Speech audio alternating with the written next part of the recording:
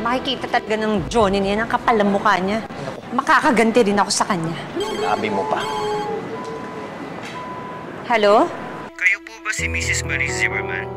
Nako, alam mo kung aalokin mo na ako ng insurance, wala akong panahon dyan.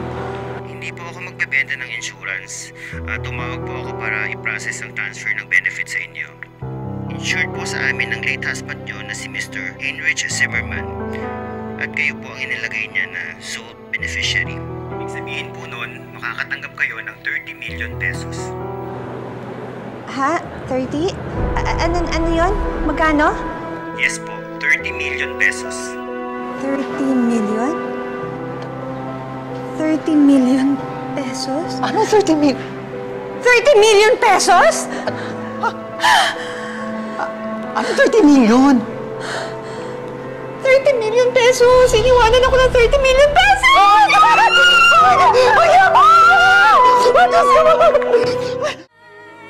We have 3 branches that are performing very poorly.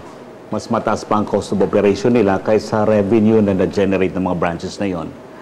So my advice is to close these branches para ma-abate ang losses ng company. And you can sell them to interested franchisees.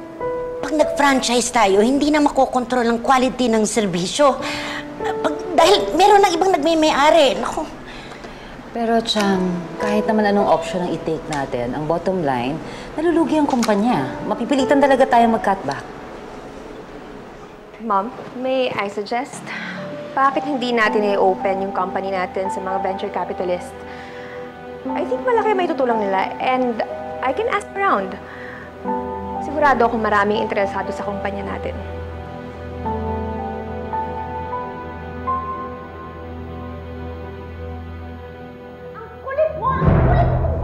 Anong ingay yun?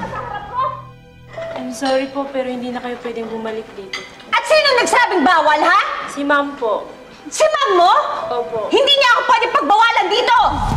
Ano nangyayari dito, ha? Si Ma'am po kasi. Good morning, Johnny. Ano na naman ang ginagawa mo dito, Maris? Kung magugulo ka na, pwede pa umalis ka na. Manggugulo agad? Ikaw naman, Johnny. Masyado kang judgmental friend. Pwede bang friend na lang itawag ko sa'yo? Alam mo na, magka-level na tayo eh. Maganda, sexy, at mayaman. Mayaman? Nakakatawa. Hindi mo alam? Well, for your information, milyonarya na ang nanay mo, Angeli. Alam mo kung bakit? Kasi palong-palo lang naman ang mga milyon na nakuha niya sa asawa niya. Di ba, Mars?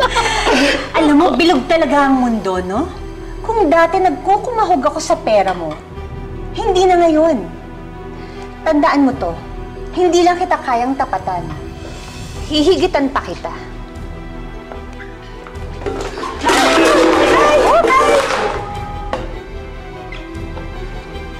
It's okay. Ito ang bayad ko. Keep the change.